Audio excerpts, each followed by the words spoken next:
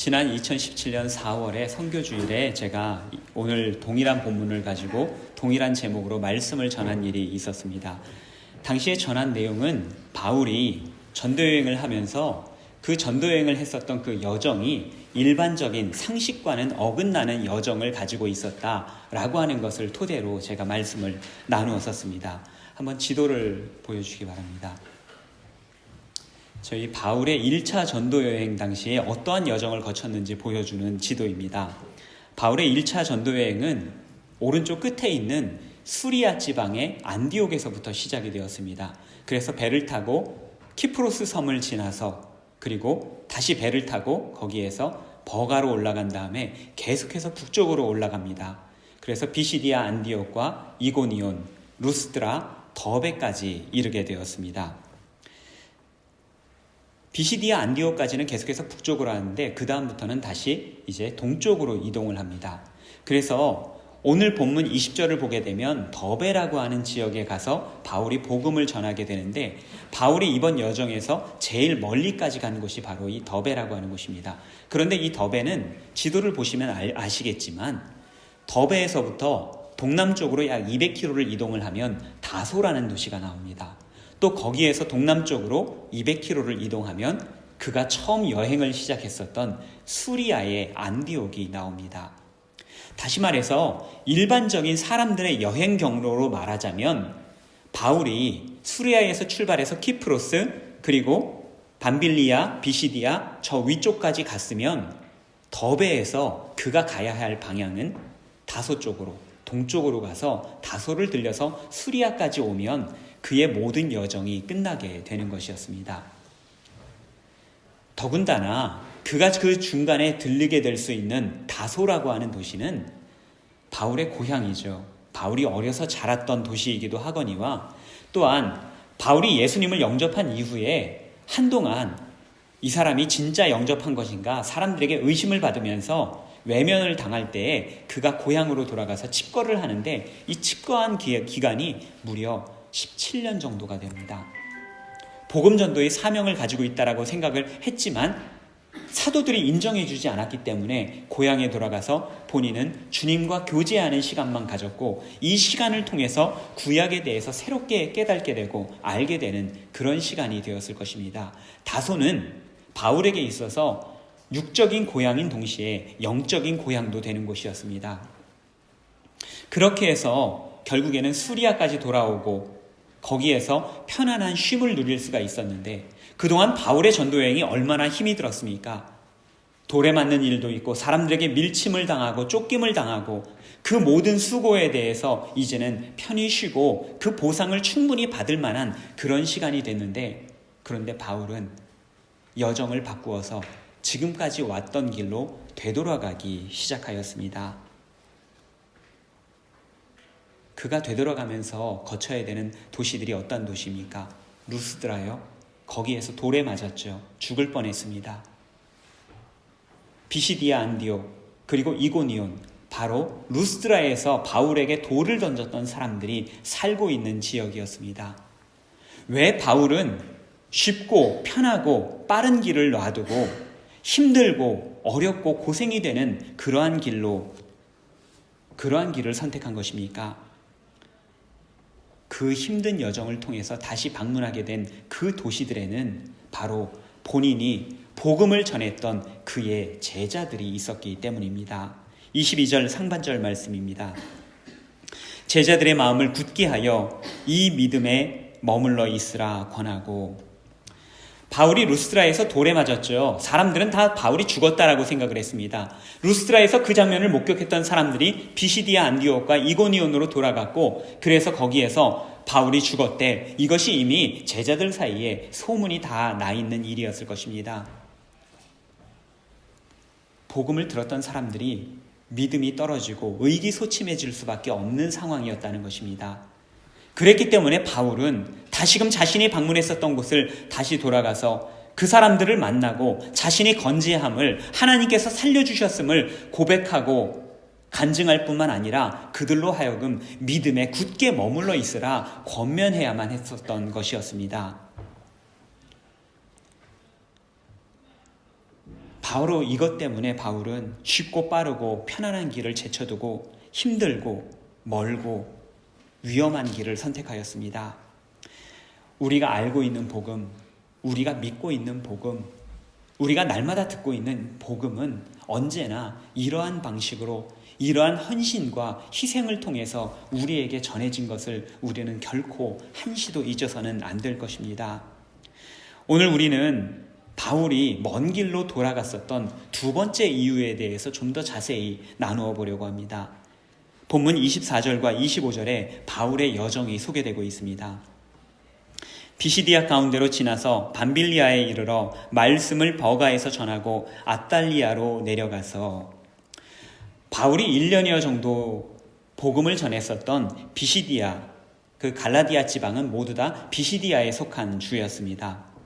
비시디아에서 남쪽으로 타우루스 산맥을 넘어가게 되면 그 다음부터 밤빌리아 지방이 됩니다.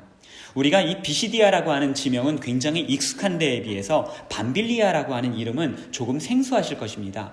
우리가 13장, 14장을 계속 읽어오면서 바울의 주된 활동이 비시디아 주에서 있었기 때문에 계속해서 반복적으로 비시디아 이야기를 했지만 밤빌리아에서는 별다른 바울의 활동이 없었기 때문입니다.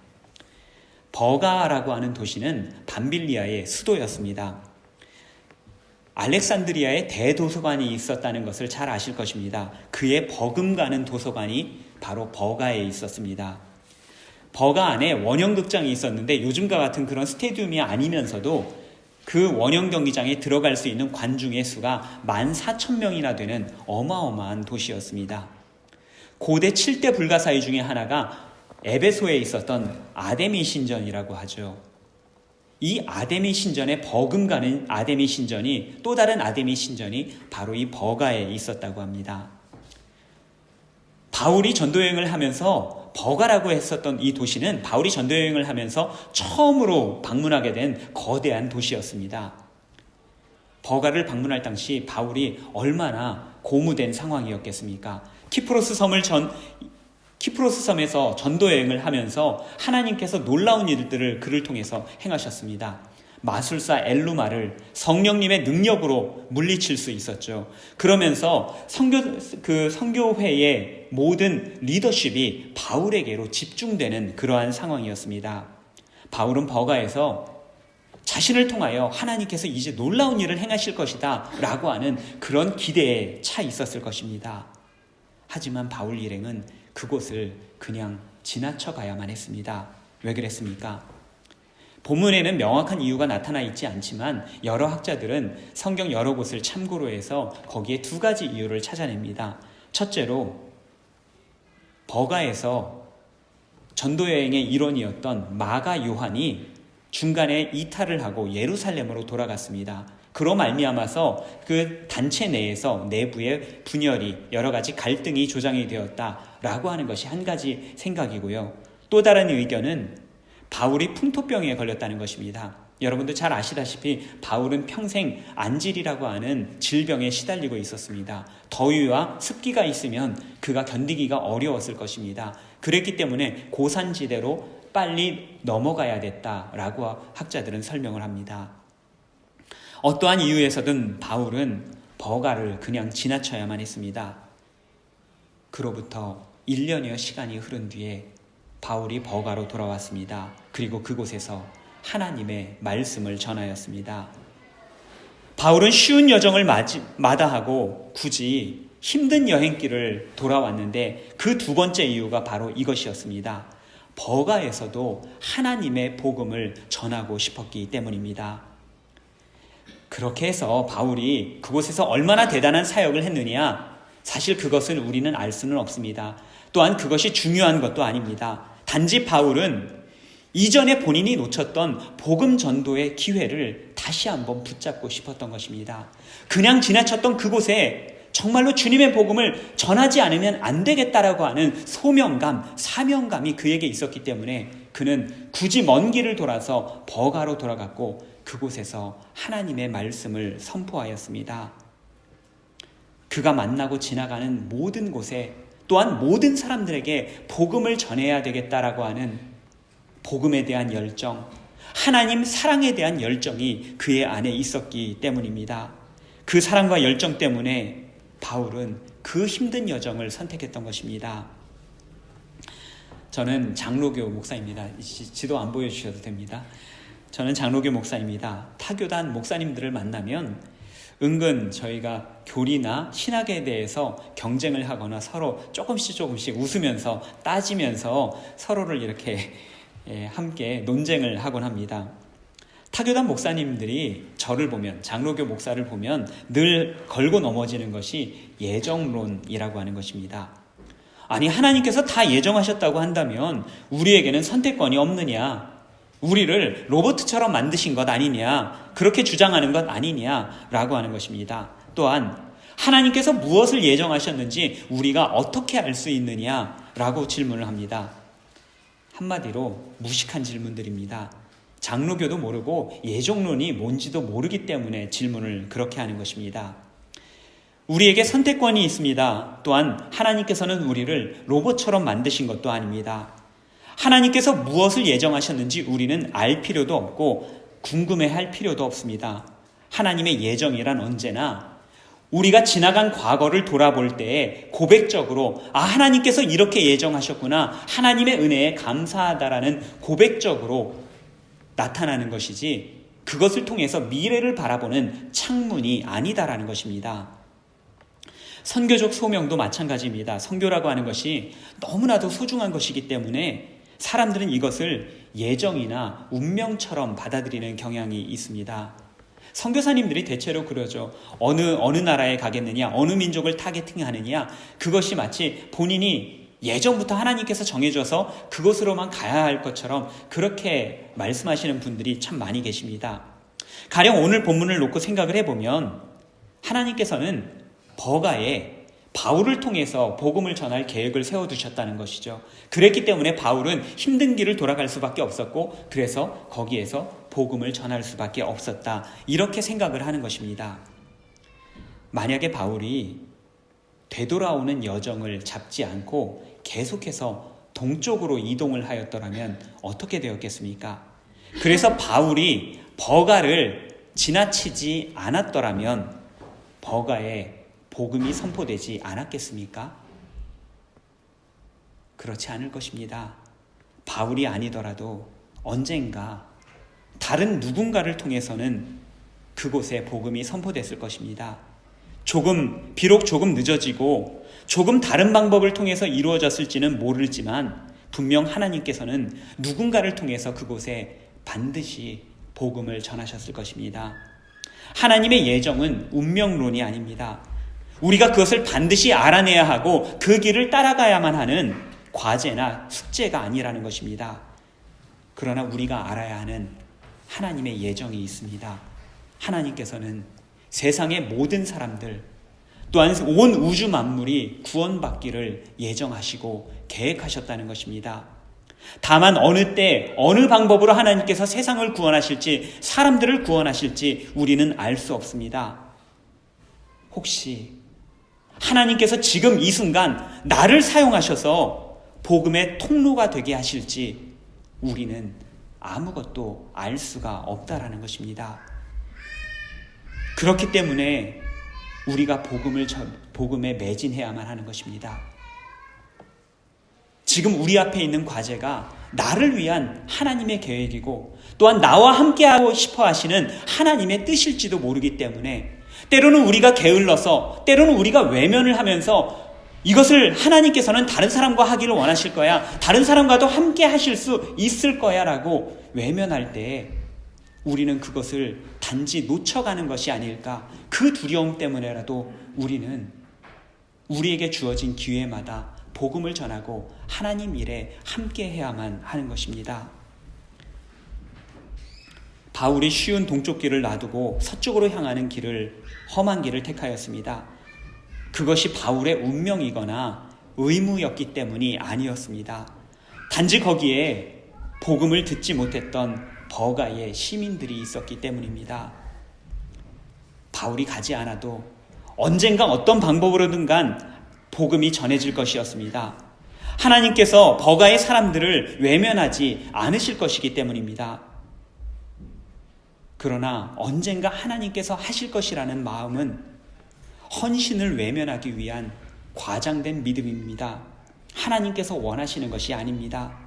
하나님께서는 언제나 하나님의 뜻을 이루어 가십니다. 하지만 우리가 그것을 우리의 것으로 받아들이지 않는다면, 단지 과장된 믿음으로 하나님께만 맡겨버리기만 한다면 하나님께서는 소명의 촛불을 우리에게서 다른 곳으로 옮겨가 버리실 것입니다.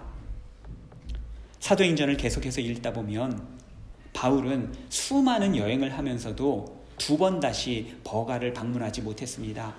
바꿔 말하면 오늘 본문에서 발길을 돌려서 버가를 향했던 그 바울의 발걸음이 버가에서 복음을 전할 수 있었던 바울에게 있었던 마지막 기회였다는 것입니다.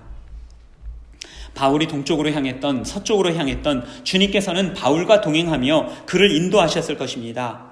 그러나 바울은 힘들게 돌아가는 길을 선택하였고 버가에서도 복음을 전하는 길을 선택하였습니다. 그것이 하나님의 기뻐하시는 일이라고 생각했기 때문이고, 또한 그것이 본인의 사명이라고 생각했었기 때문입니다. 의무감이나 책임감 때문이 아니라 아데미 우상에 빠져 있었던 수많은 사람들에 대한 연민의 마음, 하나님의 사랑에 대한 마음을 품었었기 때문입니다. 지난주 말씀에서 바울이 복음을 전하다가 돌에 맞아 죽다 살아난 말씀을 여러분들과 함께 나누었습니다. 죽음에서 일어난 바울이 생각했었던 것이 무엇이겠습니까? 내가 언제든지 이렇게 죽을 수 있겠구나. 내 종말이 언제든지 찾아올 수 있겠구나. 지금 이 순간이 마지막일지도 모르겠구나. 그랬기 때문에 바울은 이 순간부터 더욱더 최선을 다하는 삶을 살았던 것입니다. 지금 이 순간이 그들에게 복음을 전할 수 있는 마지막 기회일지도 모른다라고 생각했기 때문에 바울은 그 힘든 길을 걸어갔었던 것입니다. 하나님의 마음, 세상을 향한 하나님의 사랑, 바로 이것이 남은 바울의 평생을 움직여갔었던 그의 삶의 모티브였던 것입니다. 이것이 사도들이 살아간 방식이었고, 또한 우리의 수많은 믿음의 선배들이 살아갔던 방식이었습니다. 한때 복음을 핍박했었던 바울이 사도로 불리는 이유가 여기에 있습니다. 그는 언제나 어디서나 누구를 만나든지 간에 복음을 전하는 전도자의 삶을 살았습니다. 오늘날 저와 여러분이 바울처럼 복음을 전하지 못하는 이유가 무엇입니까? 대부분 전도를 하지 못하는 핑계가 무엇이냐고 물어보면 바쁘다고 이야기를 합니다. 세상이 편해졌고 우리의 일들을 도와주는 도구와 기구들이 너무나도 많아졌는데, 그런데 우리는 오히려 더욱 바빠졌습니다.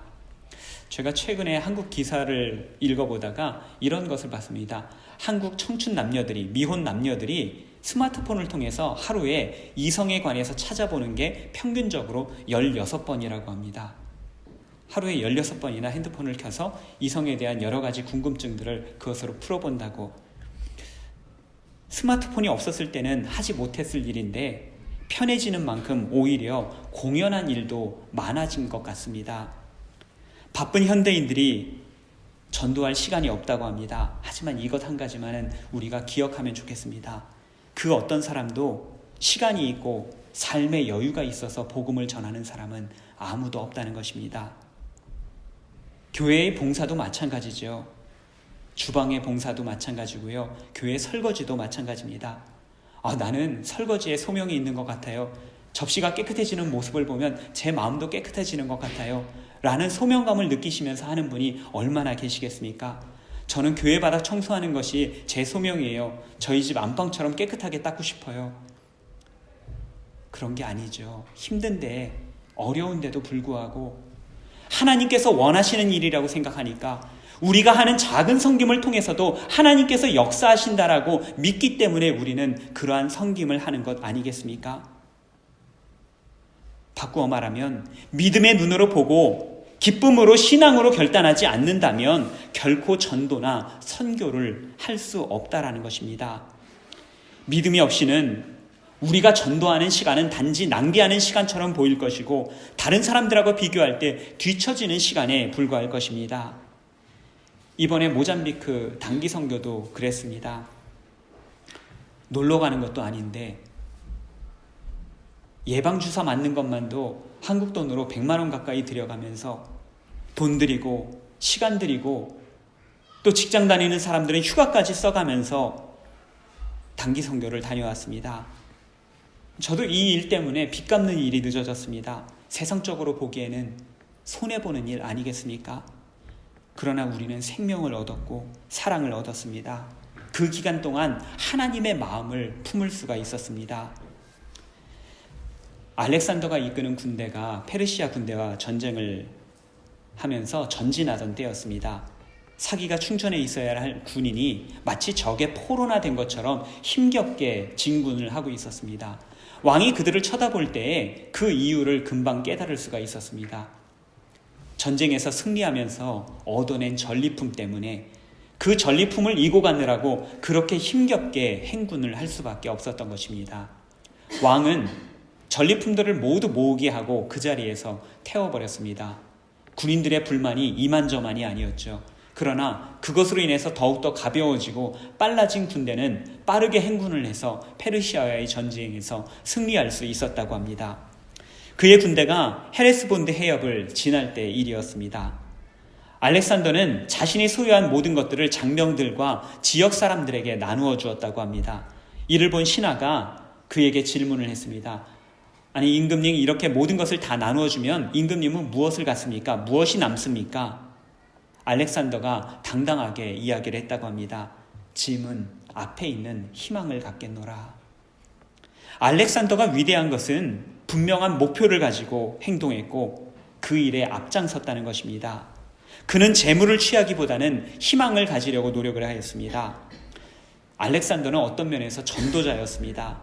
그는 헬라 철학이 동양의 미개한 종족들을 개화시킬 수 있다라고 믿었던 그러한 사람이었습니다. 그래서 동방 원정 때 가장 그가 중요하게 생각했던 것은 지나는 곳마다 헬라의 철학을 그곳에 심는 것이었습니다.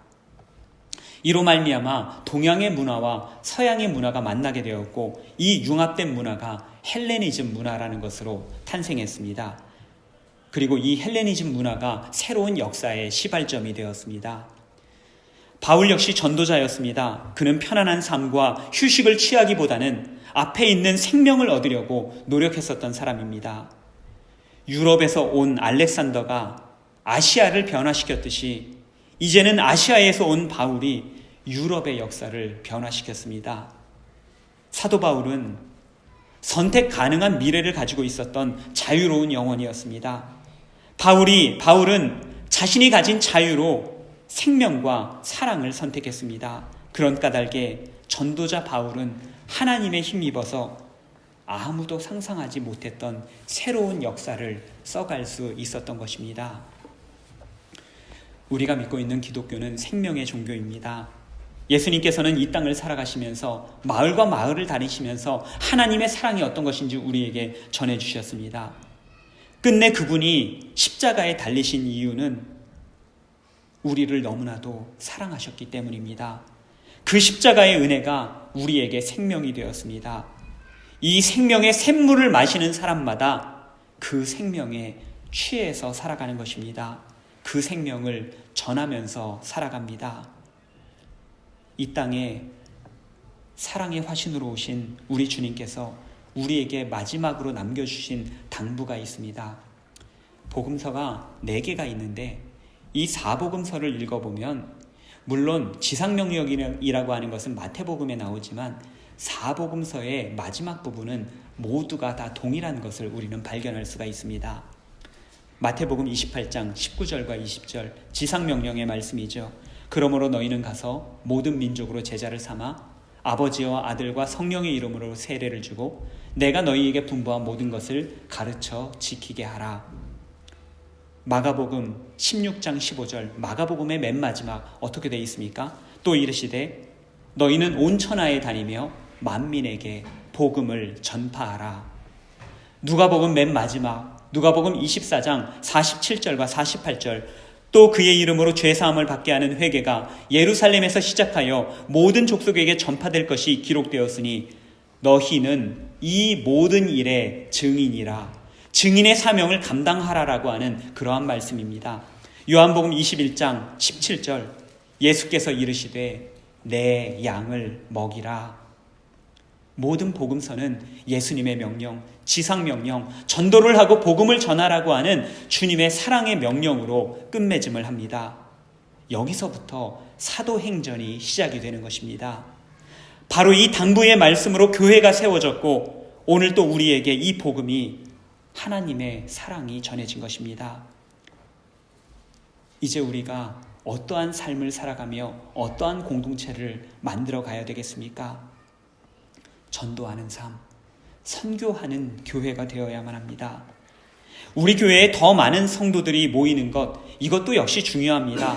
그러나 그보다는 생명을 살리는 전도, 일평생 내가 단 한 사람이라도 그 사람 마음을 바꾸어 신실한 그리스도인으로 살아가게 한다면 이것보다 우리 일생에 더욱더 소중한 일은 아마도 없을 것입니다. 서로의 믿음을 독려하며 행복한 교회, 믿음이 충만한 교회를 만들어가는 것, 그곳에 오는 사람마다 믿음으로 하나가 되고 주님의 사랑으로 하나 되는 교회를 만들어가는 것, 이건 역시도 귀중한 선교적 사명의 하나일 것입니다. 헬라 철학조차도 그것이 소중하다라고 생각했을 때 모든 재물을 포기하고 앞에 있는 희망을 향해 달려갈 수 있었습니다. 우리가 갖고 있는 것, 우리가 전하는 것은 영원한 하나님의 사랑입니다. 그것이 전해주는 곳마다 생명이 살아납니다. 바울은 버가의 잃어버린 영혼을 향한 열정으로 자신의 모든 편안한 삶을 내려놓았습니다. 이 잃어버린 생명에 대한 열정이 있는 사람마다 세상에서 추구했었던 편안함, 안락함 모두 다 포기하고 주님께서 원하시는 것을 찾아갔습니다. 세상의 눈으로 볼 때는 때로는 손해보기도 하고 때로는 조금 부족해 보이는 삶을 살기도 하였을 것입니다. 그러나 그것은 세상에서는 얻을 수 없는 가장 소중한 것을 얻는 삶이었습니다. 사랑하는 교우 여러분, 여러분들이 인생에서 목표로 하는 것이 무엇입니까? 여러분이 궁극적으로 내 인생에서 나는 이것 하나 얻으면 정말 만족하겠다라고 느끼는 것이 무엇입니까? 한국에는 요새 소확행이라는 말이 유행한다고 합니다. 아시는 분들도 계시겠지만 모르시는 분들도 있을 것입니다. 소소하고 확실한 행복. 예전에는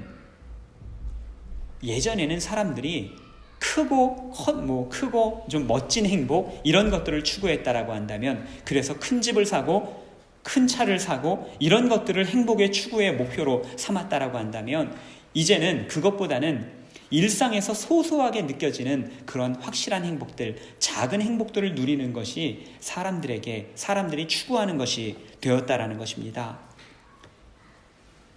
복음 전하는 것, 소소하지는 않지만 가장 확실한 행복이 아닐까 생각합니다. 우리의 모든 욕심을 바울과 같이 생명에 대한 욕심, 사랑에 대한 욕심으로 채우고 바꿔갈 수 있으면 좋겠습니다.